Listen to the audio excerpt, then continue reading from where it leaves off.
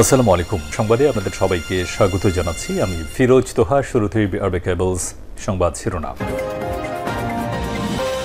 পুরোদমে Iran Israel ভয়াবহ যুদ্ধ চলছে, আর এই মুহূর্তে আমাদের হাতে এসে পৌঁছেছে এই যুদ্ধের সর্বশেষ গুরুত্বপূর্ণ সবথেকে তাজা আপডেট সংবাদ। প্রথমেই জানাবো ইসরায়েলে ২০ মিনিটে ৩০ ইরানি ক্ষেপণাস্ত্রের আঘাত। দখলদার ইসরায়েলে ২০ মিনিটে ৩০টি করে ক্ষেপণাস্ত্র নিক্ষেপ করতে শুরু করেছে ইরান। জর্ডানের সংবাদ মাধ্যম রয় নিউজ এই তথ্য নিশ্চিত করেছে। মধ্যরাতের পর এখনও চলছে ইসরায়েল জুড়ে ইরানের ক্ষেপণাস্ত্রের বৃষ্টি। ইহুদিবাদী ইসরায়েলিদের খবর খুব খারাপ। এরপর জানাবো ৭ কারণে ইরানকে হারানো সম্ভব নয়। ইসরায়েল স্বপ্নেও ভাবেনি এত বড় প্রতিরোধের মুখে পড়তে হবে তাকে। রাজধানী তেল আবিবের কিছু এলাকা ইরান এমনভাবে গুড়িয়ে দিয়েছে যে যা দেখে ফিলিস্তিন গাজা বলে ভুল হতে পারে। ব্যাপক ক্ষয়ক্ষতি হয়েছে ইহুদিবাদী ইসরায়েলের। এখন প্রশ্ন হলো, ইসরায়েল কি তাহলে আরও বড় আকারে যুদ্ধে জড়াবে, নাকি আমেরিকা বিষয়টি মিটমাট করে দিবে? এ বিষয়ে গুরুত্বপূর্ণ সংবাদ জানাবো, সঙ্গেই থাকুন। এদিকে যুদ্ধের ঘোষণা দিলেন ইরানের সর্বোচ্চ সুপ্রিম লিডার খামেনি। যুদ্ধের ঘোষণা দিয়েছেন ইরানের সর্বোচ্চ ধর্মী নেতা আয়াতুল্লাহ আলী খামেনি। মার্কিন প্রেসিডেন্ট ডোনাল্ড ট্রাম্প খামেনিকে হত্যার হুমকি দেওয়ার পর এমন বিবৃতিতে এই বড় যুদ্ধের ঘোষণা দিয়েছেন খামেনি। এবারে জানাবো নেতানিয়াহু মধ্যপ্রাচ্যের সবথেকে বড় নিরাপত্তা হুমকি বললেন এরদোয়ান। ইসরায়েলের প্রধানমন্ত্রী বেঞ্জামিন নেতানিয়াহুকে মধ্যপ্রাচ্যের সবথেকে বড় নিরাপত্তা হুমকি হিসেবে আখ্যায়িত করেছে তুরস্কের প্রেসিডেন্ট রিসেপ তাইপ এরদোয়ান। তুরস্কের প্রেসিডেন্ট এক্স পোস্টে অ্যাকাউন্টে প্রকাশিত এক পোস্টে এই মন্তব্য করেছেন। ইহুদিবাদী ইসরায়েলের কারণেই মধ্যপ্রাচ্যে যত সমস্যা তৈরি হয়েছে। এবং সর্বশেষ জানাবো বহু বছর পর জনগণ স্বাধীনভাবে ভোট দিতে পারবে বললেন প্রধান উপদেষ্টা। অন্তর্বর্তীকালীন সরকারের প্রধান উপদেষ্টা প্রফেসর ড মোহাম্মদ ইউনূস অস্ট্রেলিয়ার নতুন নিযুক্ত হাই কমিশনারের সঙ্গে সাক্ষাৎ হয়েছে। তার সাক্ষাতে তিনি বলেছেন, দীর্ঘ ১৭ বছর পর মানুষ এবার স্বতঃস্ফূর্তভাবে ভোট দিতে পারবে। এছাড়াও তরুণীরা তারা জীবনে এই প্রথমবার সঠিকভাবে ভোট দিতে পারবে। প্রিয় দর্শক, এতক্ষণ শুনছিলেন সংবাদ শিরোনাম, এবারে বিস্তারিত। তবে তার আগে বন্ধুরা, অনুরোধ থাকবে এই সংবাদটিতে একটি লাইক দিন। এই চ্যানেলে আপনি নতুন হয়ে থাকলে আমাদের সংবাদটি দেখতে দেখতে চ্যানেলটি সাবস্ক্রাইব করে রাখুন। কমেন্ট করে বন্ধুরা আপনার মূল্যবান মতামত জানিয়ে দিন আপনি বিশ্বের কোন দেশ থেকে বা বাংলাদেশের কোন স্থান থেকে আমাদের সংবাদটি দেখছেন এবং শুনছেন। আর বন্ধুরা, ইরান ইসরায়েল যুদ্ধে আপনি কোন দেশকে সমর্থন করেন কমেন্ট করে জানিয়ে দিন। সংবাদটি আপনার সোশ্যাল মিডিয়া ফেসবুকে শেয়ার করে বন্ধুদেরও দেখার সুযোগ করে দিন। এবারে বিস্তারিত। ইসরায়েলে ২০ মিনিটে ৩০ ইরানি ক্ষেপণাস্ত্রের আঘাত। ইসরায়েলে ২০ মিনিটের মধ্যে কমপক্ষে ৩০টি ইরানি ক্ষেপণাস্ত্র আঘাত করেছে। জর্ডানের সংবাদ মাধ্যম রয় নিউজ এই তথ্য নিশ্চিত করেছে।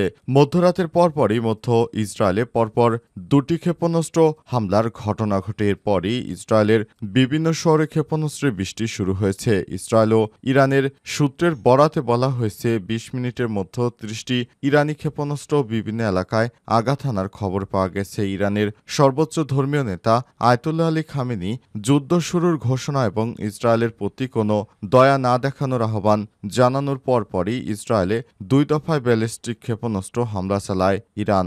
আজ মধ্যরাতে ও ভোরে যেসব হামলায় ইসরায়েলে ব্যাপক বিস্ফোরণ ও ক্ষয়ক্ষতির খবর পাওয়া গেছে। দ্য টাইমস অফ ইসরায়েল জানিয়েছে, এর পরপরই হামলায় কোনো হতাহতের তথ্য দেয়নি ইসরায়েল। তবে মধ্য ইসরায়েল একটি পার্কিং লটে আগুন লেগে গেছে, যার ফলে অসংখ্য বাড়িঘর ক্ষতিগ্রস্ত হয়েছে। আগুন সরাসরি আঘাতের ফলে লেগেছে নাকি অন্য কোনো ধ্বংসাবশেষ পড়ে লেগেছে তা তাৎক্ষণিকভাবে স্পষ্ট নয়। হামলায় Islamic revolutionary guard corps hypersonic ক্ষেপণাস্ত্র ব্যবহারের দাবি করে রাষ্ট্রীয় টেলিভিশন প্রচারিত এক বিবৃতিতে আইআরজি দাবি করেছে, ফাত্তা এক ক্ষেপণাস্ত্র ব্যবহার করে গর্বিত অপারেশন ১১তম ধাপ পরিচালিত হয়েছে। ইরানি বাহিনী অধিকৃত অঞ্চলে আকাশ সম্পূর্ণ নিয়ন্ত্রণে নিচ্ছে। সাত কারণে ইরানকে হারানো সম্ভব নয়। ইসরায়েল স্বপ্নেও ভাবেনি ইরান এত বড় পাল্টা হামলা চালাবে, আর এ কারণে এখন ইহুদিবাদী ইসরায়েল ব্যাপক ধসের মুখে পড়েছে।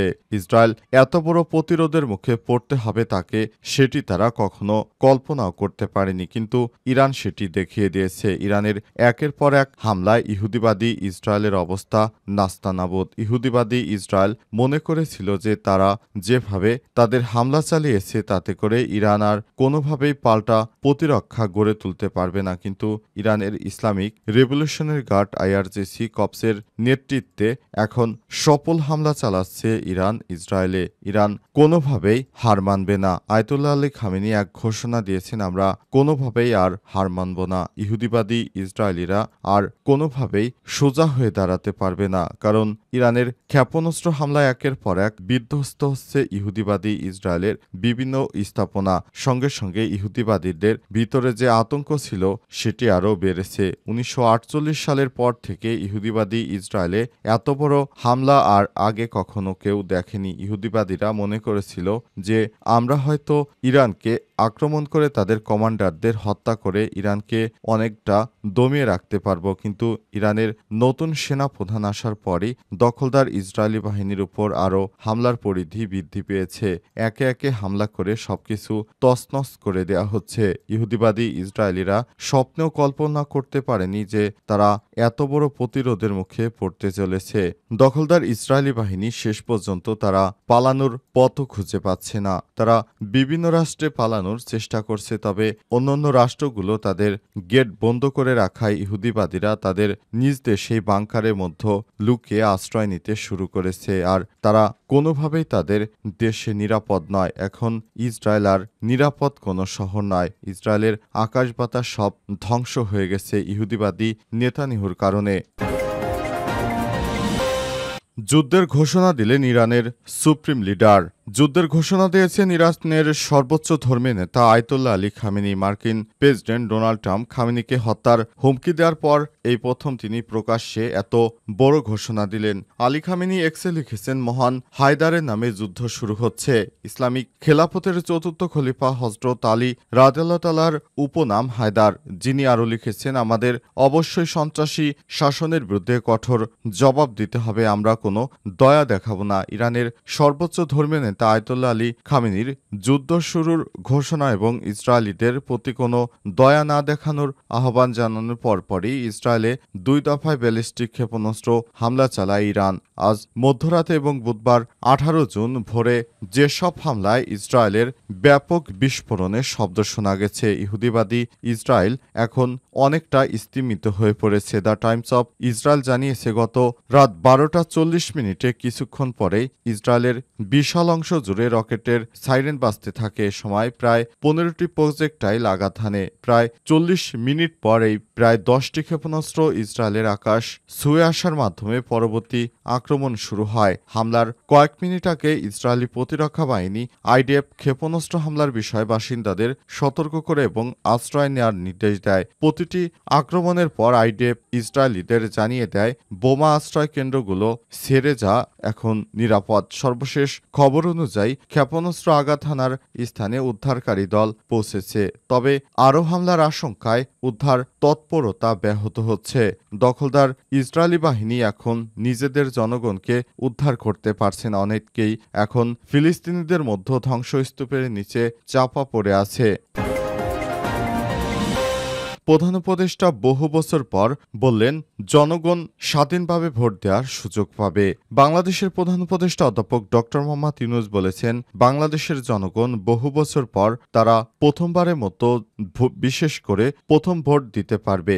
স্বাধীনভাবে তরুণ তরুণীরা ভোট দেওয়ার সুযোগ পাবে বলে মন্তব্য করেন তিনি। আজ রাষ্ট্রীয় অতিথি ভবন যমুনায় অস্ট্রেলিয়ার নবনিযুক্ত হাই কমিশনার সুশান রাইল প্রধান উপদেষ্টার সঙ্গে সৌজন্য সাক্ষাৎ করেছেন। এ সময় ডক্টর ডক্টর ইউনূস আসন্ন জাতীয় নির্বাচনের প্রস্তুতির প্রসঙ্গে কথা বলেছেন। সাক্ষাৎকালে তারা অন্তর্বর্তীকালীন সরকারের চলমান সংস্কার কার্যক্রম, নির্বাচনের প্রস্তুতি, দ্বিপক্ষীয় বাণিজ্য সম্প্রসারণ ও রোহিঙ্গা সংকট নিয়ে আলোচনা করেছেন। এ সময় ঢাকায় ভিসা কার্যক্রম পুনরায় চালু করার জন্য অস্ট্রেলিয়াকে ধন্যবাদ জানান প্রধান উপদেষ্টা। ভিসার আবেদন এখন অনলাইনে জমা দেওয়া লাগবে বলে উল্লেখ করেন হাই কমিশনার রাইল। তিনি আরও জানান, বর্তমানে ৬৫,০০০-এর বেশি বাংলাদেশি অস্ট্রেলিয়ায় বসবাস করছে এবং এর পাশাপাশি আরও ১৪,০০০ বাংলাদেশি শিক্ষার্থী সেখানে অধ্যয়ন করছে। অন্তর্বর্তীকালীন সরকারের সংস্কার কার্যক্রমের প্রসঙ্গ উল্লেখ করে অধ্যাপক ডক্টর ইউনূস আরও বলেন, অস্থির সময়ের পর আমরা এখন একাধিক গুরুত্বপূর্ণ পরিবর্তনের মধ্যে রয়েছি। তিনি আরও বলেছেন, আমাদের যোগাযোগ মনোযোগ কেন্দ্রীভূত হয়েছে সংবিধান, বিচার ব্যবস্থা ও প্রশাসনিক সংস্কার। এগুলো একটি শক্তিশালী বাংলাদেশের ভিত্তি। আমরা সব রাজনৈতিক দলের সঙ্গে ঘনিষ্ঠভাবে কাজ করছি এবং সুষ্ঠু উত্তরণ নিশ্চিত করতে এবং আগামী মাসে আমরা ঐতিহাসিক জুলাই অভ্যুত্থানের বার্ষিকীতে জুলাই সনদ ঘোষণা করব। প্রধান উপদেষ্টা আরও বলেন, বহু বছর পর প্রথমবারের মতো জনগণ, বিশেষ করে প্রথমবার ভোটার হওয়া তরুণেরা স্বাধীনভাবে ভোট দেওয়ার সুযোগ পাবে। আমি বিশ্বাস করি এটি একটি উৎসবমুখর ও আশাব্যঞ্জক সময় হবে। নির্বাচনী সহায়তা নিয়ে সুশান রাইল আরও জানান, অস্ট্রেলিয়া ইউএনডিপির মাধ্যমে বাংলাদেশে নির্বাচন কমিশনের প্রাতিষ্ঠানিক, কারিগরি ও পরিচালনাগত সক্ষমতা বৃদ্ধিতে ২০ লক্ষ অস্ট্রেলিয়ান ডলার প্রদান করবে।